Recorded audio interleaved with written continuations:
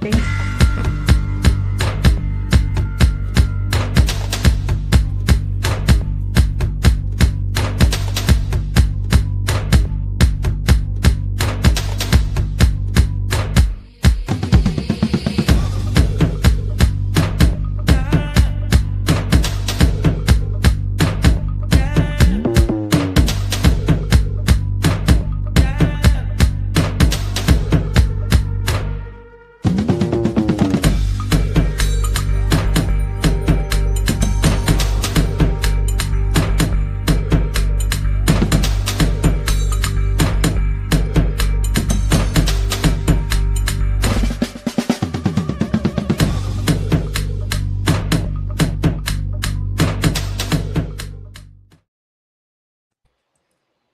Good morning. Buenos dias. Buenos dias. Good morning. I'm so excited for our spring gathering. Hi, So my am name is I. Beth, and I'm here with my colleague Rosa. We're going to be sharing with you from Beyond Silence and Compliance, designing learning spaces rooted in multilingual voices. Oh my goodness, that keynote was fire. And Yes. It how was do a we follow great that? start to our morning. Yes, but I think there's a nice flow. So let's get into it. Yes, let's. So before we jump in to our roadmap, let's do a little bit of grounding to the space. So, Beth, what brings you to this work? Um, I have been in an education for a minute. Um, I have had many hats, many roles, but I am an MLL specialist at heart, and I work with schools around the world, helping them design programs and systems where multilingual learners thrive. But my ancestors were immigrants to the United States, and yet somewhere along my family's history, I lost access to that heritage language. Um, Besides a few choice words. um, and, that's part of my own linguistic repertoire and history. And so it informs how I serve multilingual learners. Great. Thank you for What about sharing. you? And those of you joining, watching now, feel free to share with us in the chat what brings you to this work. And for myself, I am a proud bilingual adult. I started my journey, as you all see on screen, with my siblings as a third grader. Fun fact, at the same K-5 brick and mortar campus where I joyously advocate on a daily basis. And then I also do the same for a K-12 online or a virtual academy. And then just those experiences that come with being that linguistically gifted, just as my students are in their current journey. Okay. All right, so let's continue on that grounding work. And let's just all for a second, again, just please continue to share in the chat if you feel inclined to. Imagining or positioning ourselves in that emergent bilingual student new to your school. Beth, I'd love to hear from you too, but I'd like to share an anecdote.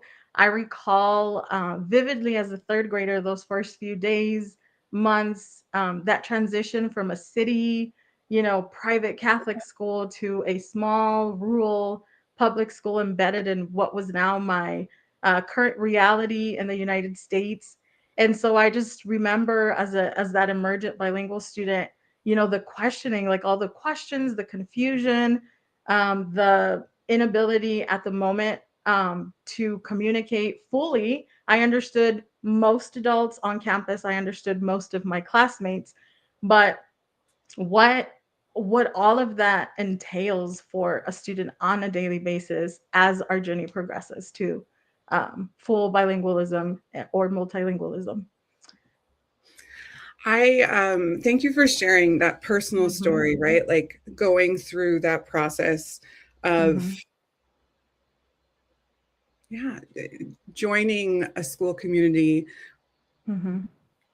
and what that means, right? Like what that means as an emergent bilingual. Mhm. Um, I believe, I was reading one of the coaching case studies in my Mhm. role, my current role, and they shadowed an emergent bilingual through their whole day.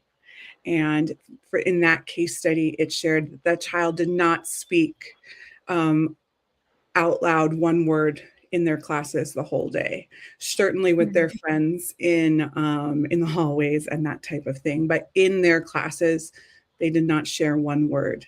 um, Mhm. and that really stuck with me when I read that case study a couple of years ago. And I wear that in my lesson design, like I wear that on my shoulder for sure. Yes, that shy period or silent period, as it is referred to at Hmm. times, is very real. Very real. Mhm. And so, before we go on sharing with you our roadmap for these upcoming 20-25 minutes that we have left, our essential question is, how do we design learning spaces for multilingual learners' voices so that their voices are heard, amplified, extended? How, what are some of the things that we do down here on the ground? And, sharing with you so that, again, just keep the comments coming if there's something that resonates with you, an idea comes of it, or just any experience you'd like to share. We'd love to read those. Are you ready, Beth? Let's do it. Let's do it. All right. So, our roadmap for today, we will start by speaking on nurturing spaces, and we want those spaces to be nurtured. The physical space, we want it to be nurtured, as well as thinking with intention of it becoming the same nurturing instructional environment that we prepare for our students. We will also touch on some oral language practices, and because we know that oral language is such a foundation to language acquisition, and in most cases, not all, depending on your native language, we know that in language acquisition, the listening and speaking domain can often be the two that develop the quickest in your first years of acquisition. And then we have some fun sharing, and this is actually how Beth and I came to know each other, through speaking of the project that brought us together, and that was a project-based inquiry project we both started a couple years ago, I want to say. Yeah. What is So this is, I know, this is very exciting. Yeah, let's do it. Let's. So when we talk about nurturing spaces for our multilingual learners, when we talk about facilitating voice, we have to think about ground ourselves both in the historic perspective of schooling here in America, but also around the world, and what that experience has been, and also looking forward, right? So past, present, future. Historically, education institutions have been spaces of subtractive bilingualism for multilingual learners, where there has been institutional feelings of and policies of leave your home language at the door, right? Where it is not welcome in an English speaking space in America, or whatever the target language speaking space is. Very much a deficit oriented approach to our students' multilingualism. Very medical model, fix them, get the test scores up, go to this little room, and you don't have access to this until you have reached a certain proficiency. We'll hear things like they're behind what? um, they're not at grade level, or they speak zero English. Well, if a child can say K-pop Demon Hunters or hello or toilet, that's, however many words of English, that's not zero. So this is a very subtractive approach to bilingualism, where if we want to create these nurturing spaces, we want an additive approach to bilingualism, where language as a resource, it's a funds of knowledge that they're joining us and our school communities with. They don't have zero English, they're learning another language. It just hits different in our hearts. And they're not beginners, they're not low, they're emergent bilinguals, right? when we as educators use this framing with our students, or even when they're not in the room, it actually rewires our perspectives on them. And when we sit at the design table for designing learning, it rewires how we do that if we use those words, and it helps us address our own biases as educators. Absolutely. And so, a concrete way to create additive multilingual spaces, right, is to use translanguaging, right? Here are two, I mean, we could do a whole session just on translanguaging. Here are two concrete ways that some incredible educators I've worked with have used. I worked with an incredible first grade teacher who had a morning meeting, every morning. And these were the languages represented in her classroom. And every morning she had a greeting routine, as first grade teachers do. And over the course of the first weeks of school, they learned the greetings in the different languages of the kiddos in the class. And then as the year went on, the leader of the morning meeting would select how they were going to greet each other by using the language of, they got to select the language they were going to greet each other in the day. So what does this mean? This means that the languages of the classroom, not just the, quote unquote target language of the school, has real estate on the wall and takes space in the day. This creates this beautiful multilingual space, right? Multilingual space. And so helps create that sense of belonging and nurturing. Now, that is beautiful. And we can then also use translanguaging at the conceptual content level as well.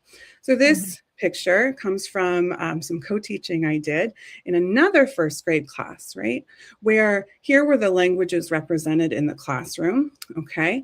And the unit was, base 10, right? Like learning those like tens and ones, which is a really, really important number sense concept at that first grade level. Linguistically, languages mirror the concept in the bases of the language, in this case, base 10. So, niju, nana, right? Like these are linguistically reinforcing the concept of base 10, just like 20, 27. Now our kids are seeing their languages represented, but it's reinforcing tens and ones idea, right? Mm-hmm. And then, of course, they're getting curious about their peers' languages. So again, even though language was not the target in this, it's reinforcing the learning target here. So again, making space for the beauty of their linguistic repertoires. Yes, thank you for all that, Beth. And translanguaging is something that is so crucial and essential to language development overall. And so what I'm going to share with you is a very it's a classroom practice that is very, very important to my classroom routine as a language development teacher who runs a pull-out program. So this Monday and Friday chats can look so simple, just from that overview, but there are daily instructional wins to the way that students and I designed this many, many, many years ago, and I've used it for almost a decade in the classroom to nurture those learning spaces and environments. And so it's just thinking of that lowering affective filter as soon as possible. As soon as the students meet me, as soon as when they arrive at my school, as soon as the students walk into our classroom space. And so just keeping in mind that, that language activation without pressure will give me like a broader learning field with them than if I don't design and collaborate with them in designing spaces or practices like these that allow them to have that just feeling of comfort, but also knowing that um, we have a lot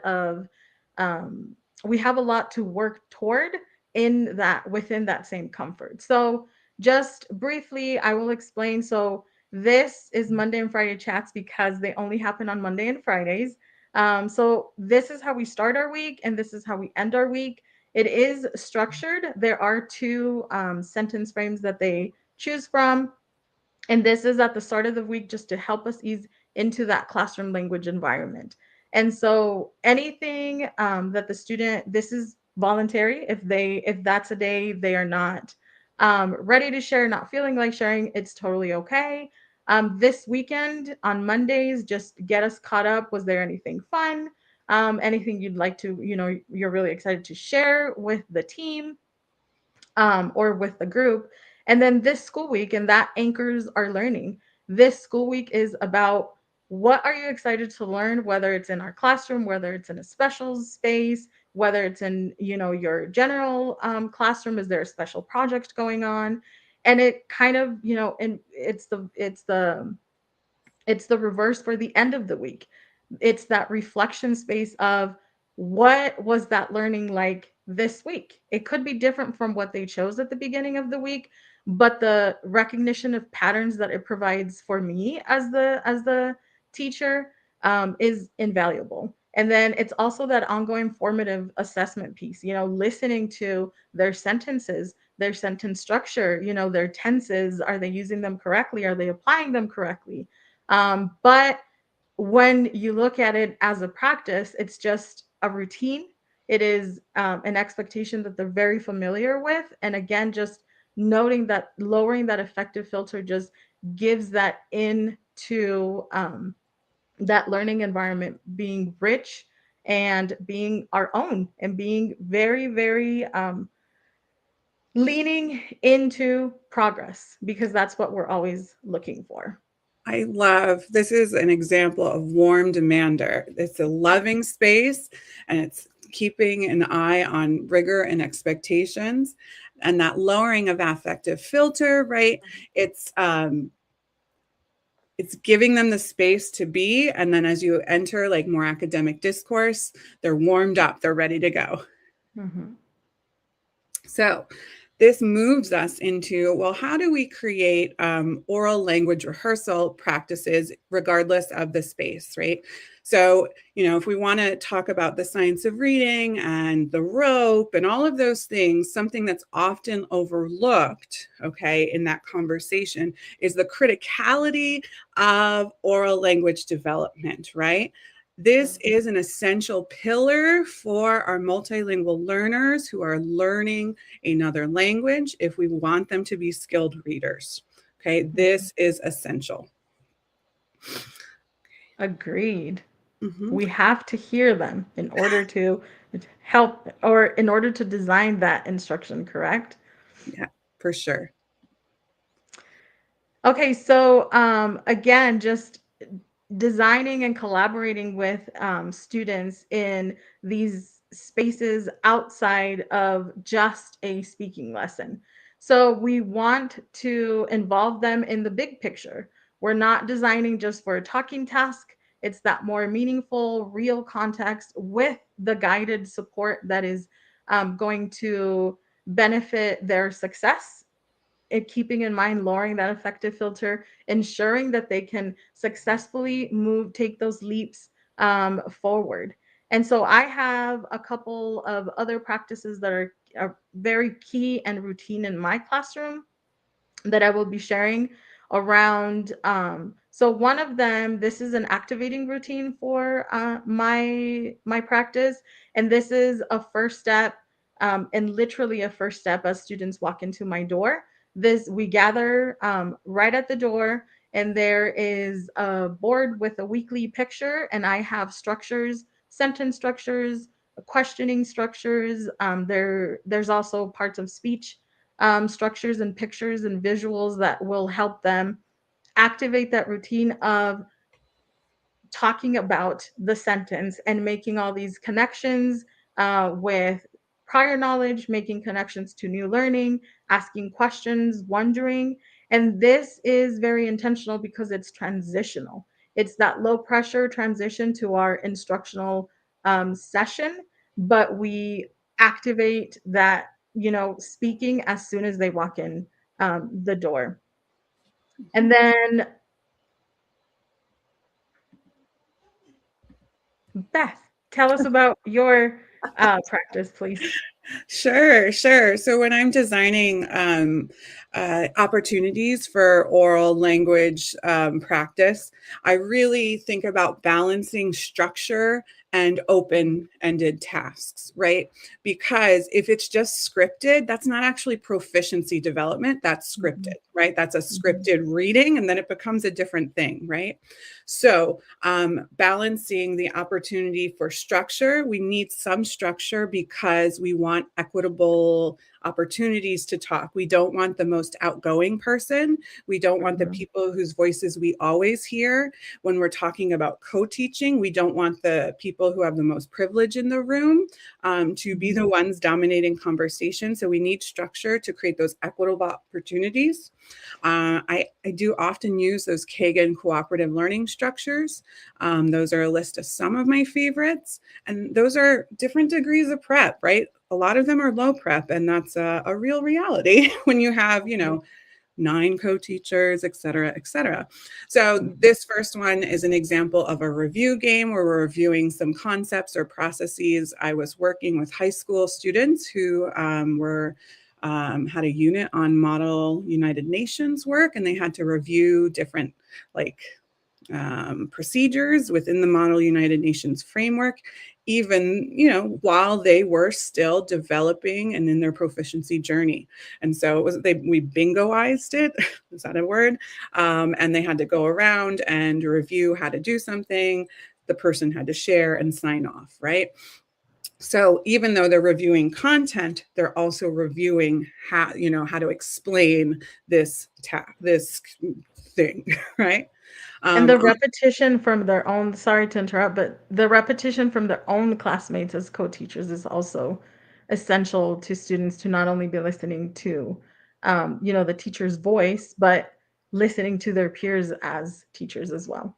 Whoever is doing the talking is Mhm, doing the learning. They don't mhm, want to hear me just lecture and go over and review this, right? Because, you know, everyone would tune that out over time, right? I would tune myself out at that point.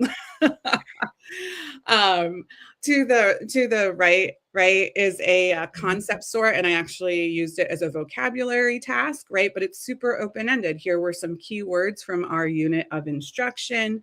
Um, the kids cut them out and they made connections using yarn. Again, really pretty low prep, and mhm, it's not that they were just making, sharing the meaning and the definition of the word. That's the floor, right? They were having to say, mhm. well, this is connected to this, or this is related to this because. And then they were essentially testing claims with each other and testing their understanding and then manipulating and moving them around and coming to consensus. So much rich opportunities for discussion. So, again, a balance of structure and openness to get real proficiency and a back and forth conversation going.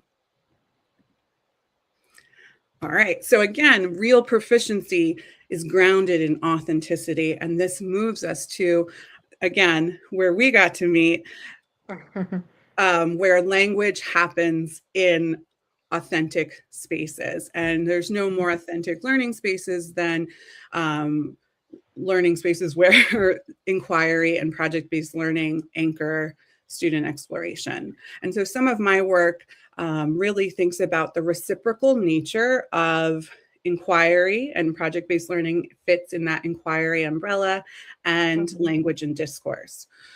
When there's curiosity, agency, choice, voice, there is rich motivation and rich discourse. This Okay. And discourse is the goal with our multilingual learners. Break it down in like real people terms. When it's boring, we don't want to talk about it. When it's exciting and grounded in our lives and the real world to connect it to our keynote, we got a lot to say. Okay.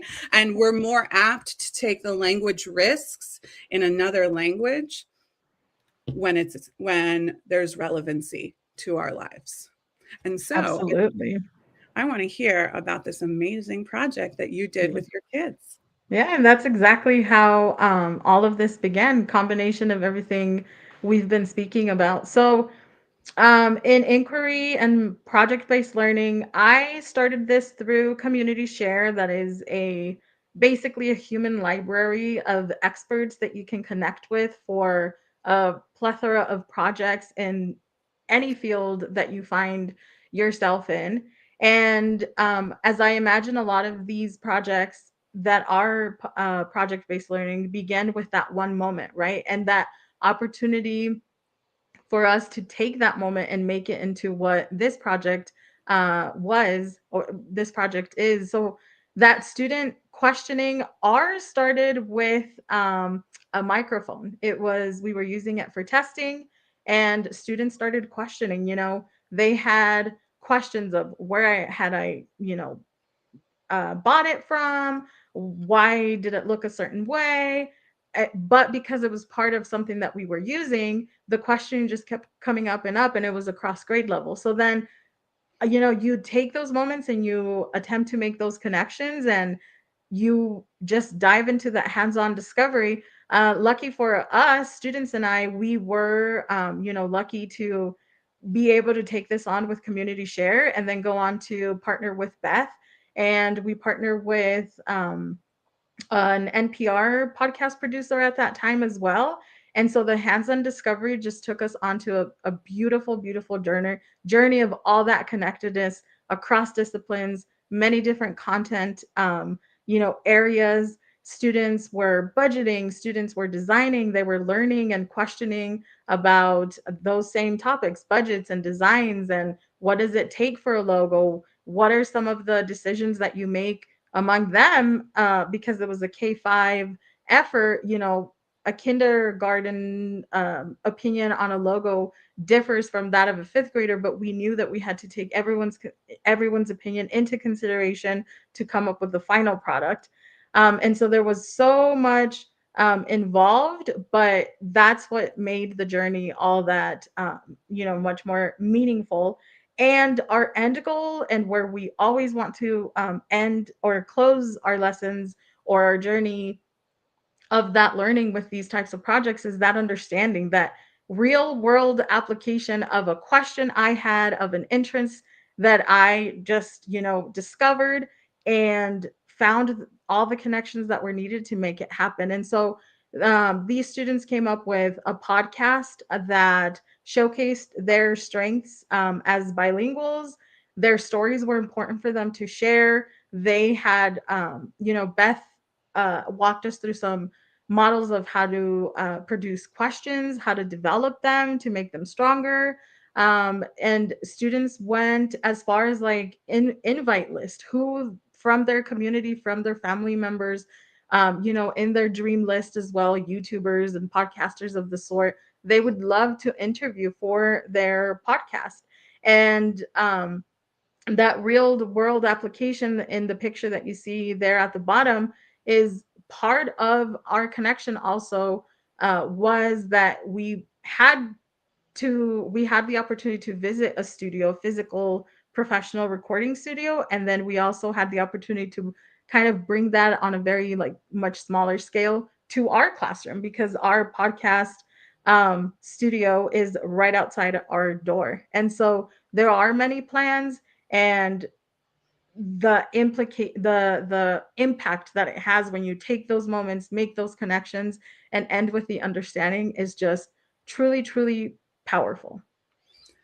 You chose Yeah. to run with this moment, this present, Mhm. and center the voices of your multilingual learners, Mhm. right? And run with it, and then create a moment in time. It's beautiful. Correct. It's beautiful. And that's the richness of inquiry, of workshop, of PBL. To center multilingual voices cannot be celebrated enough. So thank you. Yeah. We're coming to the end of our time. And so we want to leave with you a call to action, right? We want to leave with you a call to action in a time when so many voices are actively being silenced. As educators, how are we designing for our multilingual students' voices, and to extend the words from our keynote? How are we actively co designing Mhm. with and alongside our multilingual students' voices. Of course, we invite you to pay it forward, pay the EduJoy forward, and support some of our charities today with the Educator Collaborative. We thank you for sharing this space with Yeah. us, and keep designing for sure. Yes. Keep nurturing those spaces. Thank you so much for your time. We appreciate Thank you. you all.